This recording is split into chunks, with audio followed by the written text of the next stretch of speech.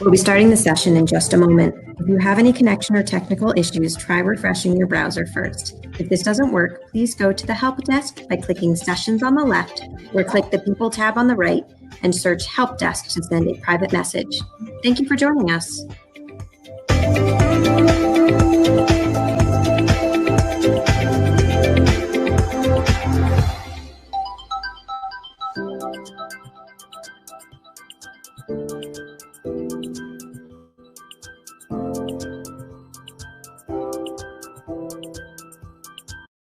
Well, welcome back. And I'm Michael Kaufman, and this is the final general session of Menus of Change 2020. And now we're presenting a session that has a real treat and a real challenge. Over the course of the past 5 weeks and earlier today, we've learned, engaged, absorbed with scientists, chefs, business leaders, and others regarding the state of play scientifically and commercially. We've discovered ideas and methods to address the 3 legs of our Menus of Change stool: our health, our planet's health, and deliciousness. But underlying all of our good efforts is this lingering hesitation, this uncertainty, this doubt.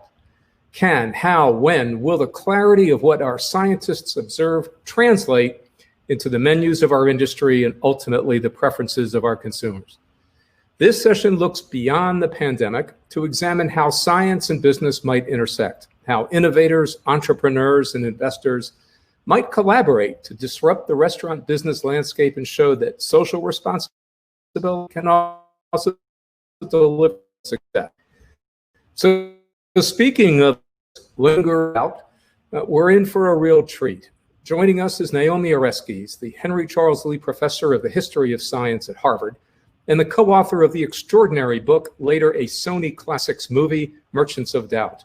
In it, she provides a brutal and compelling account of how, in the tobacco and fossil fuels industries, clever use of doubt clouded otherwise clear science regarding the linkage of smoking to lung cancer and the causes of climate change.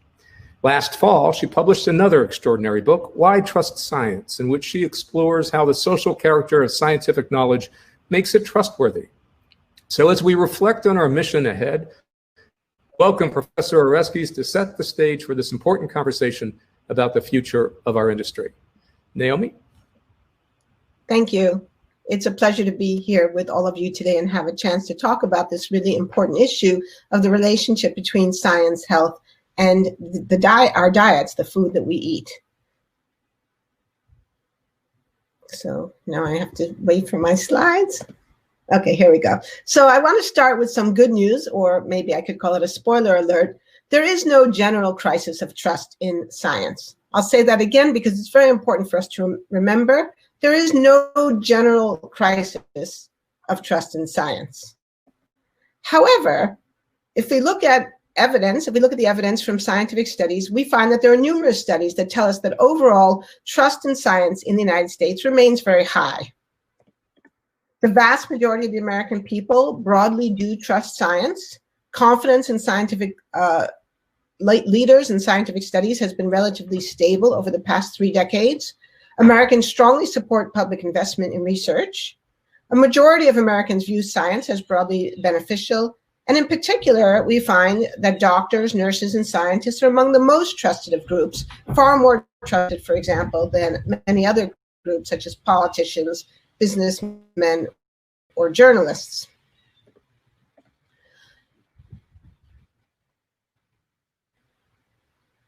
That said, there is a but in this story, and it's a very important but. What we find, and this is very well documented in surveys and opinion polls, certain groups of Americans reject scientific findings in particular areas. And many of you probably are broadly familiar with this just from your own daily lives. So we know that evolutionary theory is rejected by many evangelical Christians. We know that climate change and climate science is rejected by self-identified conservatives and registered Republican voters. And more recently, we've seen in real time the way COVID-19, this scientific evidence, the public health advice about COVID-19 has been rejected by what I like to call the belligerent libertarians, the aggressive people who say, don't tell me what to do. Now, one thing that's really important for all of us to understand is that the rejection of science in these particular areas and by these particular demographic groups tells us something very important.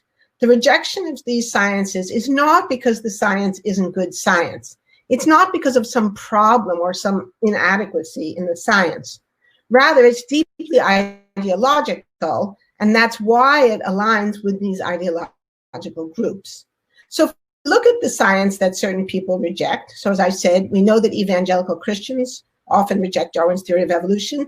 This is a theory that is more than 150 years old, that is supported by huge amounts of empirical evidence, mostly from observation, but in more recent years, also the laboratory evidence, the evidence of the evolution of things like antibiotic-resistant bacteria or DDT-resistant mosquitoes. So we have enormous amounts of evidence that Darwin's theory of evolution by natural selection is good, solid, robust science. Similarly, if we look at climate change, we know, and this is something that I worked on myself a number of years ago, there has been a scientific consensus on the reality of man-made climate change since the mid-1990s. There is overwhelming evidence from many different lines of research, from atmospheric science, from cryogenic science, from paleo temperature records, from paleoecology and paleogeology. So again, overwhelming evidence that this science is robust. And if we think about climate change, it's not just that we have a huge body of robust evidence. Today, the evidence of man-made climate change is in front of our eyes. And indeed, as we speak today, Hurricane Laura is bearing down on the Texas and Louisiana Gulf Coast. And again, as all of us know, climate change didn't make hurricanes. We've had hurricanes for a long time, but we know beyond any reasonable doubt that climate change is making hurricanes worse. And when hurricanes are worse, more people get killed, more property is damaged, more communities are disrupted, more people are hurt. Now, so as I've already said, for the most part, the rejection of science has nothing to do with the science itself. It has nothing to do with the quality, the consistency, or the solidity of the scientific evidence. But it does have a lot to do with how people interpret the implications of that evidence, or what they think the implications are. And this is what explains why we see these certain groups with certain ideological or religious or economic outlooks rejecting science in particular areas. This is what I've referred to as implicatory denial. It's when you reject facts because you don't like their implications, or in some cases, their perceived implications. So in the case of evolutionary theory, public opinion polls and surveys have shown, if you talk to evangelical Christians and you ask them, well, why do you reject evolutionary theory? What we find is that it's not that they quote specific sections of the Bible. It's not that they see evolutionary theory as in conflict with a literal interpretation of the Bible. It's that they think that it implies that life is random, that life is meaningless, that we're no better than animals, or most fundamentally, that there is no God. In the case of climate change, and again, we know this from our work and from studies, it's the implication that we need big government and or higher taxes to fix it, that this is a failure of capitalism. And so people who defend capitalism or who don't like big government or don't like taxes tend to resist accepting the reality of climate change because they think the solution to it has to necessarily be a big government solution. Or they think that if we act on climate change, we'll lose our freedom or we'll lose the American way of life. So if we go back to the presidency of George H.W. Bush, who was not a climate change denier and who signed the UN Framework Convention on Climate Change, but nevertheless insisted that the American way of life is not up for negotiation. Now, one important thing to understand is that sometimes these perceived implications are true. For example, climate change is a market failure. It is pointing out a failure of capitalism as it's practiced today, and it may need a government intervention to solve it. So in that case, the implication is at least partly true. But in other cases, the implications are not true at all. So for example, if we think about evolutionary biology, evolutionary theory does not prove the non-existence of God. and I would be prepared to debate that with any scientist who claimed that it did, nor does it mean that life is meaningless. And furthermore, even though addressing climate change might involve some kind of government action, it doesn't mean that we have to lose our freedom. In fact, in my book, The Collapse of Western Civilization, we argue very strongly that actually it's denying climate change that ultimately threatens our freedom. The great historian Michel Rolph-Trouillot put it this way: when reality does not coincide with deeply held beliefs, human beings tend to phrase interpretations that force reality within the scope of those beliefs. Or as I like to put it more boldly, people reject facts they don't like. So where does that put us? Well, the problem is that knowing that people have a tendency to reject facts they don't like, opens up a space for the deliberate fomenting of disinformation and denial. If we know that people don't like what we're telling them, then it means that people can use that to their advantage.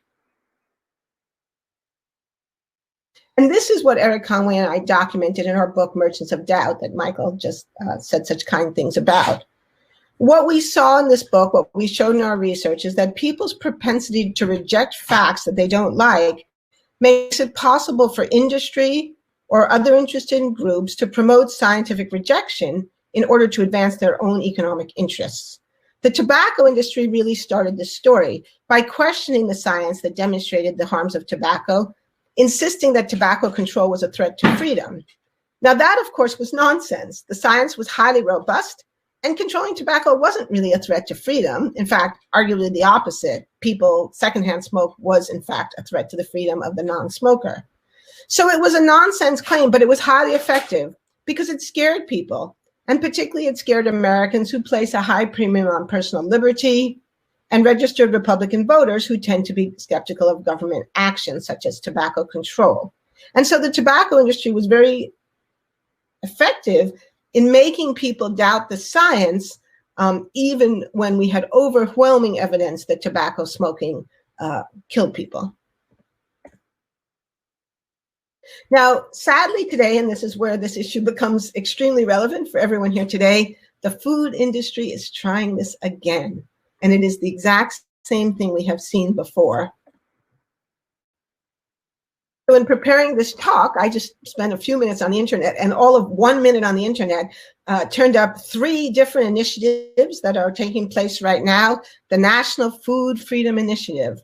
And if you look at these initiatives, what you see is it's the same old, same old. They are trying to challenge the scientific evidence of the harms of the American diet, trying to claim that we don't really know, and so since we don't know, you may as well just keep on eating lots of red meat and processed meat and plenty of hamburgers and French fries, and to say that the people who are trying to tell you that your diet maybe would be better off changed a bit, that these people are trying to take away your freedom.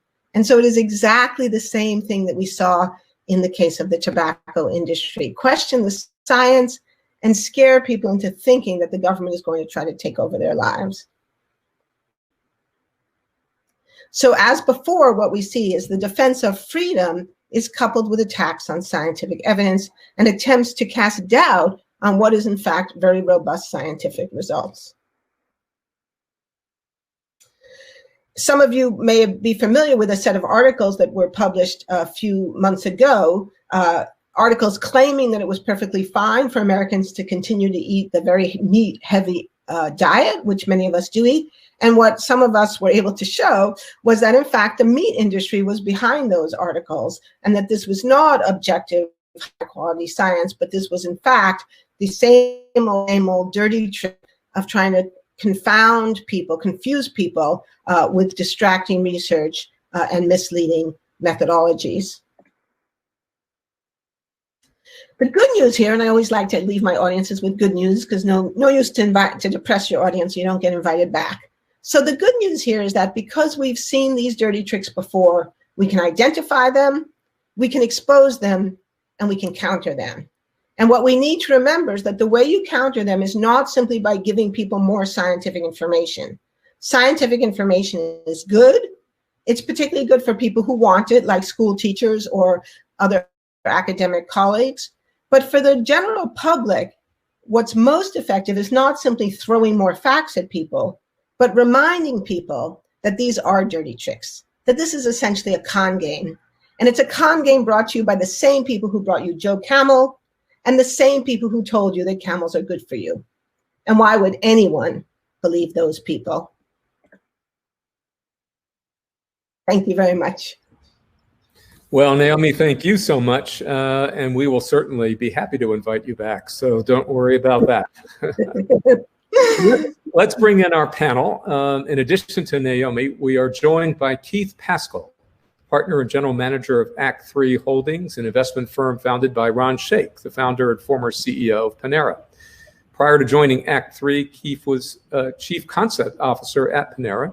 And Act 3's holdings include the restaurant brands Cava, Zoe's Kitchen, Clover Food Lab, Tate Bakery and Cafe, and Life Alive. We're also joined by Ellen Kennedy, an investment and sustainable food and agriculture consultant. She's the former manager of environment, water, and climate change at Calvert Investments and has worked at the nexus of sustainable food and investment for over 2 decades. She's also a member of the Men Use of Change Business Leadership Council. And finally, Walter Willett, who needs no introduction, is the professor and past chairman of the Department of Nutrition at the Harvard Chan School of Public Health, chair of the Men Use of Change Scientific and Technical Advisory Council, and co-chair of the Eat Lancet Commission. And just in case the point has not been made, Walter has published over 1,800 articles and 5 books and is one of the 3 most cited persons in all areas of science. So we have limited time for this wonderful panel. We're going to try to make this as rapid fire as possible. If audience members have questions, please submit them on chat. We will try to accommodate as many questions as we can. So Naomi, let me start with you. You say trust in science remains high, but people reject facts they don't like and the implications that might threaten their lifestyle. Looking beyond the pandemic, how would you suggest our audience of chefs, investors, entrepreneurs, operators navigate a path to healthier menus, both for us and for our planet? Well, a lot of doubt mongering is based on fear. The fear that the government is trying to take over your life, the fear that if we do this, we'll lose our freedom. And so I think an important thing that we can do is to create a positive vision of how we can change, and it's going to be good, and it's a win-win. So in the case of food, food, as we all know, is very much a matter of habit. And many people think a plant-based diet doesn't taste good or it's too hard to do. But to the extent that we can show people that plant-based diets are not just healthy, they're not just good for you, but they're fun, they taste good, that there's a world of great food out there. And the more we can put great vegetarian or plant-based menus on restaurant menus or in stores like Panera that lots of millions of Americans go to, the more people will begin to see that there's a positive vision, and we don't have to just keep eating hamburgers, and hamburger does not have to be what's for dinner. Oh, that's great. Thank you. So, Ellen, what role do you see investors play in this, in helping to achieve the objectives of Men Use of Change? Can investors bring greater pressure on companies to make these changes? Well, absolutely. I agree with Naomi that doubt has been very effective at shaping the food industry, and investors really dislike doubt. It's very interesting. I've worked all my career in what's called sustainable investing, and it's really mirrored the rise of sustainable food. Sustainable investing is also called ESG, or environmental, social, and governance investing. So if I'm an investor looking at a company, say a food company, I'll first look at the F, or the financial side, and try and understand that. But as a sustainable investor, I'm also going to look at the environmental, so maybe food waste, social, perhaps the human rights issues in the supply chain, and governance, perhaps the board structure. And I'm going to take all of those factors into consideration when I consider investing in a company.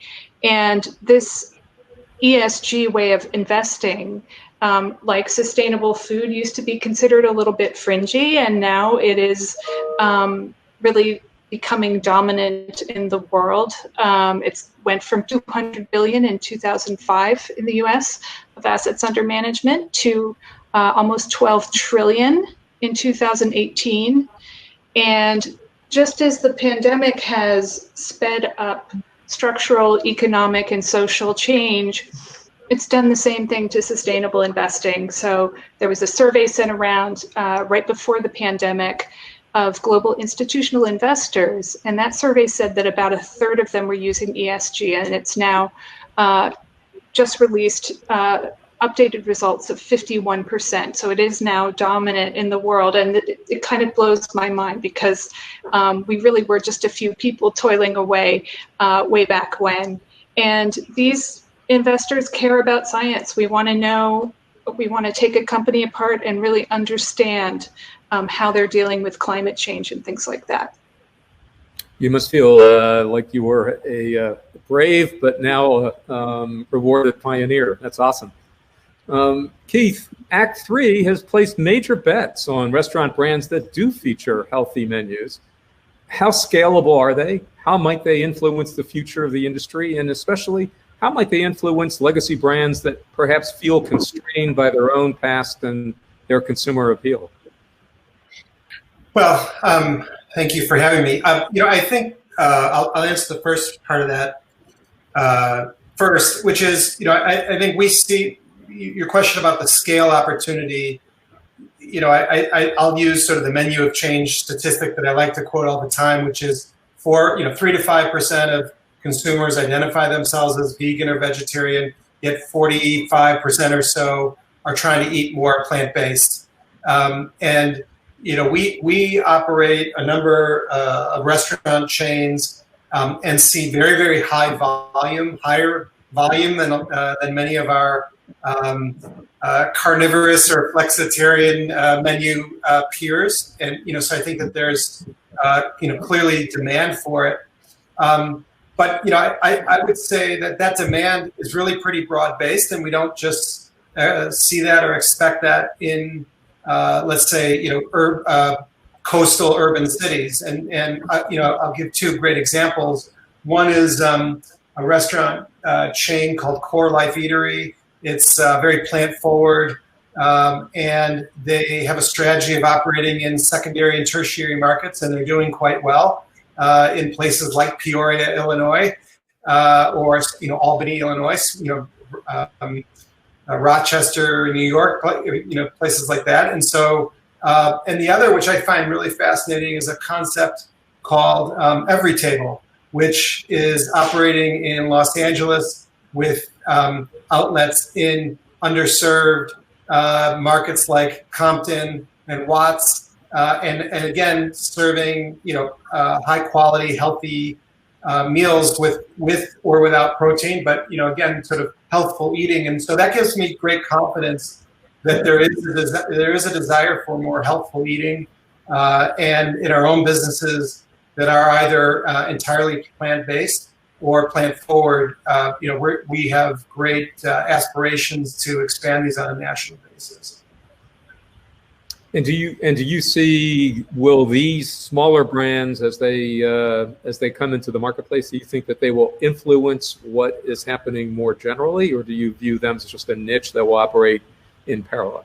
Well, I think the hard part about this business is that especially for brands that are very established, you have your authorities, and a company like McDonald's, for instance, has authority in hamburgers. It has authority in its French fries. It's very difficult to build authority in salad, let's say. And it can certainly, I think it's very gimmicky for those brands to have plant-based alternatives. They're really either just trying to play into a trend, or maybe, take grow through a very small niche. But again, it's not in their authority. So I do think it's very hard to change your authority in the minds of your core consumers if you're a large entrenched business. And so from that perspective, I think they'll see disruption if they don't find ways to credibly sort of convince folks that they're serious about healthier menus. That's great. Thank you. So, Walter, your life has been to examine and report on the implications of our food choices, and you've advocated tirelessly for better choices. If people understand and respect the science, per Naomi's presentation, but they simply don't like the implications for what they enjoy and choose to eat, what then? How would you hope to help us make these changes? Well, first of all, I think there is still a role for additional science, but I obviously have some conflict of interest because that's what I do. But as with smoking, some people didn't care about the heart attack, some people didn't care about the cancer, but when it showed that smoking caused more impotence, then they cared. And we actually have, for example, a randomized trial from Italy that does show that Mediterranean diet does help reduce impotence. So I think the more books you can put out there, the more fish you catch. And second, I quite agree with Naomi that this is about plant-forward diets, so that we really should lead with carrots. And what that really means is, of course, making food healthy, attractive, satisfying, seductive, make it aspirational. And a lot of people do have stronger salient talking about environment, some more about health. So again, the more hooks we have, the better. But beyond that, I think we do. This crisis is so serious, so real, that it affects not just the individuals who are experiencing the direct consequences, but all of society. The epidemic of obesity and diabetes, that we do need to be prepared to use some of the what might be called heavier sticks, taxes and subsidies. For instance, we are really subsidizing unhealthy fast food because many of those companies don't pay their workers living wages. So a lot of them are on food stamps, which everybody pays for. And then when they get sick, they have to use Medicaid, which everybody pays for. So we're really in many ways indirectly subsidizing unhealthy foods. So we at least need to level the playing field that way and incorporate the true cost and the prices of many of the unhealthy things that people eat. And taxes too, that soda tax, for example, there is a lot of increasing buy-in with that. And that's partly justified because the price of soda does not internalize the true cost. If I drink a lot of soda, I get diabetes, you're going to pay for that diabetes, even if it's through a private healthcare plan, because your premiums are going to go up. So there's a lot of economic levers, and people do support taxes, like soda tax, if they are directly connected to use of the revenue to help children with healthier diets and physical activity. So there's a whole range of things that we can do, and we need to take advantage of all of those. The crisis is so real, the cost of doing nothing is extremely high. So just to follow that up, Walter, and maybe this is a question for any of the panel. So we've seen in tobacco or climate change or for car safety, seat belts and the other mechanisms now into cars, or even COVID. There have been governmental actions to promote safety and to mitigate costs to society. And as Walter just so eloquently said, poor diets have real consequences for our society, especially when we consider childhood obesity. So do you think we should have governmental action beyond current menu labeling? Anyone want to tackle that? Well, I think we will. I think it's just a matter of time. I think the examples you gave, tobacco, seatbelts, one of the things that there is a kind of historic pattern here where scientists identify a threat, the industry pushes back and says, oh, no, it's all fine. Don't believe those egghead scientists, and the government's just trying to take away your freedom. But scientists and activists and citizens realize what's going on, and they fight back, and eventually we do get seatbelt laws and tobacco control. And I think we'll see the same with food. And I think Walter's absolutely right about the subsidies, the externalized costs. And I think the more we begin to understand that, the more we will see grassroots support, and we will see policymakers. And I certainly didn't mean to imply that science doesn't matter. Of course it does. Science is terrifically important in influencing the public conversation overall. But we also have to understand when people are recalcitrant, then just giving them more science is, in most cases, likely to fix it. So sadly, we're about to run out of time, and I would ask perhaps if each of you might think about the following and give maybe a 1 or 2 sentence bit of advice. So our audience on this for Menus of Change reflects an extraordinary group of talented, innovative leaders in the world of food. What advice would you have for them as they leave Menus of Change, go back to what they're doing and thinking about the future? So perhaps, Ellen, maybe we'll start with you. What one or two sentences might you suggest? Sure. So thinking about companies that have done well during this disruption, they tend to be those that marry science, listening to a wide array of voices, but also imagination. And I think that they're also going to do better in the next disruption. We know that this is not the last disruption. So I would just encourage your audience to be imaginative. Keith, how about you?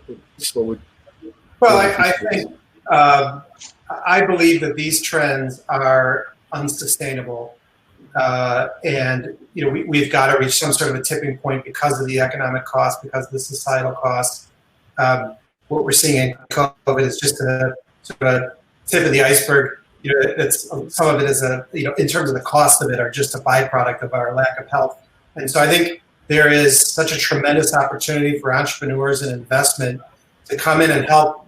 I do believe we need government support and we need a broader policy to address health and wellness. But at the same time, I think there's such tremendous opportunities and entrepreneurial spirit that I also believe in the system of capitalism to help drive change. So I'd look for those worst problems and try to tackle them. Great. Walter, what would you like to leave the audience with? Although you'll have a chance to speak to them in a minute. Yeah, right.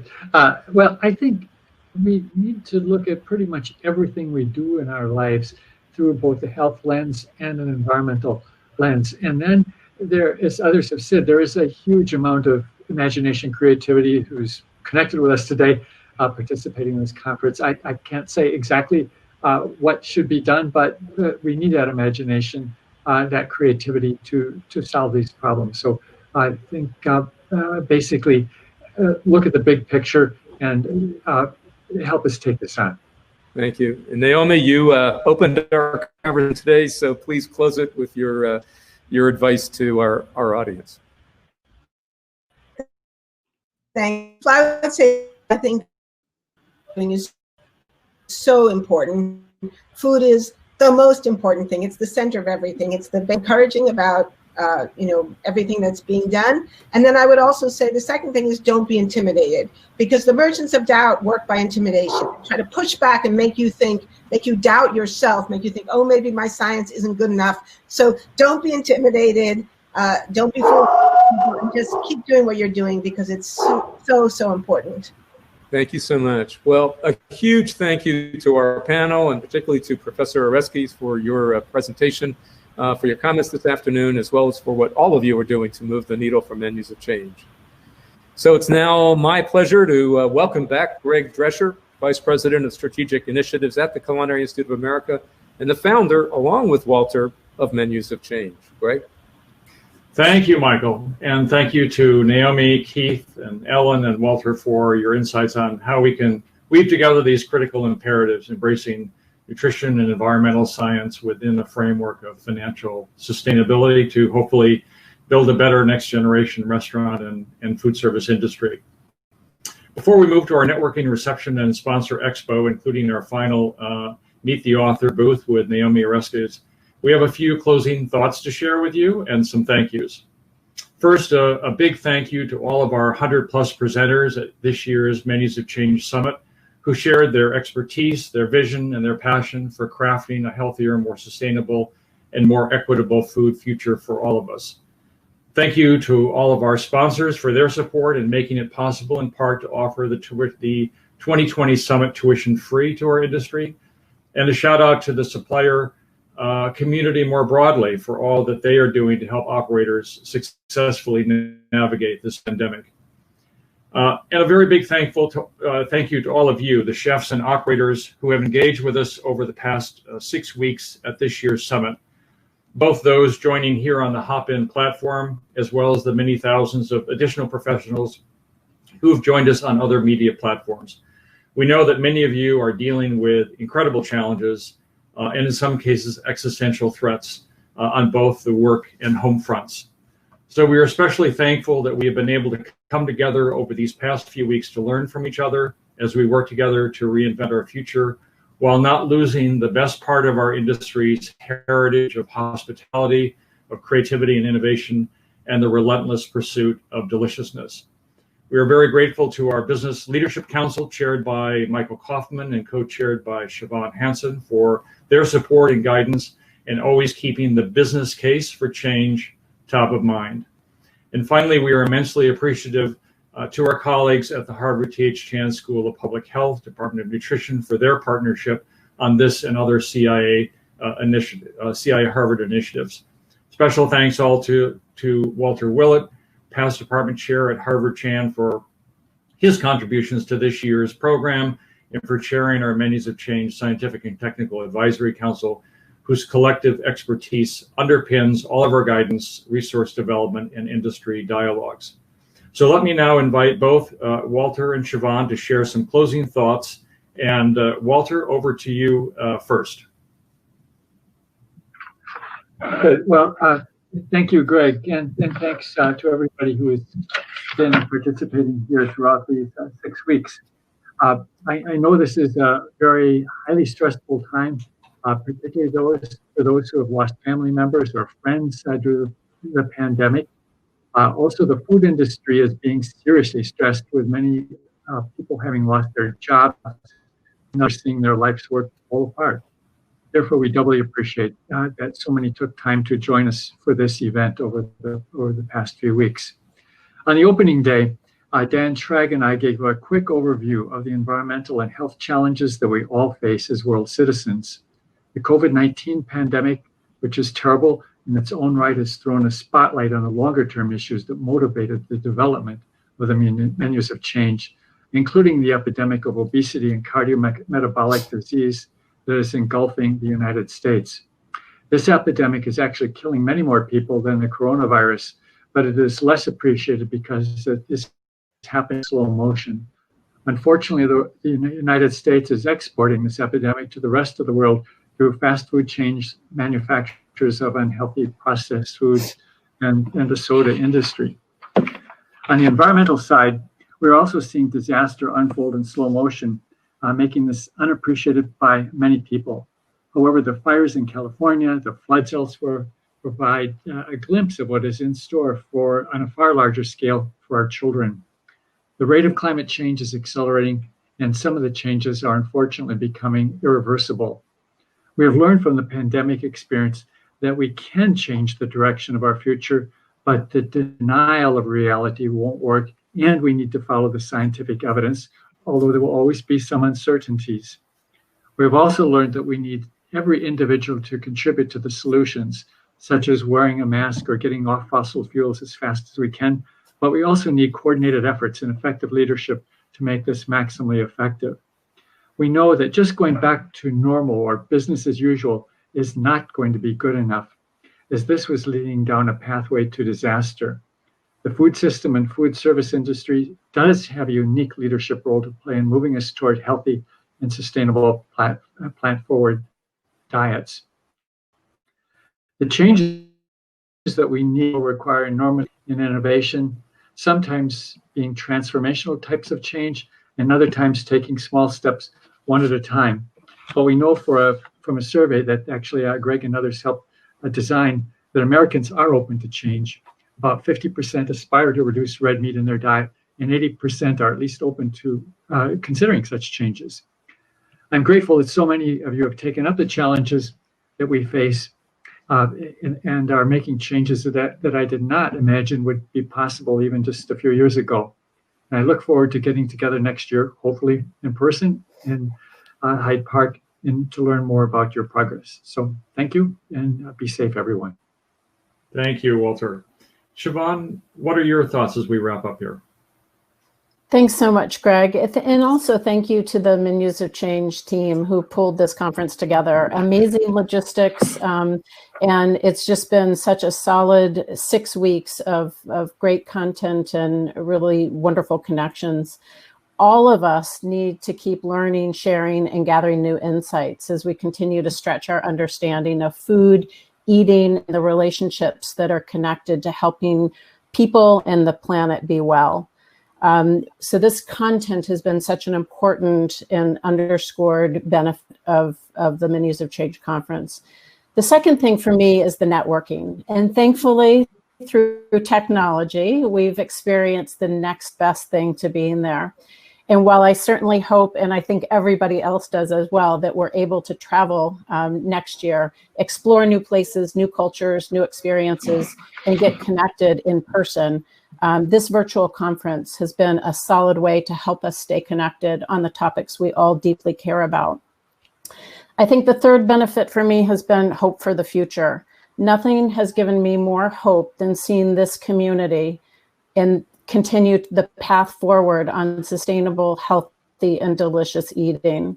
Amidst this incredible year, challenging in every way, thousands of individuals across multiple media platforms, as you have said, Greg, still showed up 6 weeks of amazing, great content, dialogue sharing, and stimulating all of us to stay in the game. A huge shout out to Jack Lee and the Data Essential team, who keep feeding us insights about all that is happening in this dynamic environment and how we can show up to steer ourselves in the industry toward recovery. Thank you to that team. They've done an immense amount of work and the sharing has been incredible. So you know what? We cannot stop now. We need to keep working together to envision, to build, to create, craft, and deliver healthy and enjoyable diets for all. It's up to all of us to take this responsibility forward, to take everything that we've learned and all the connections and networking that's been done to produce responsible diets within planetary boundaries.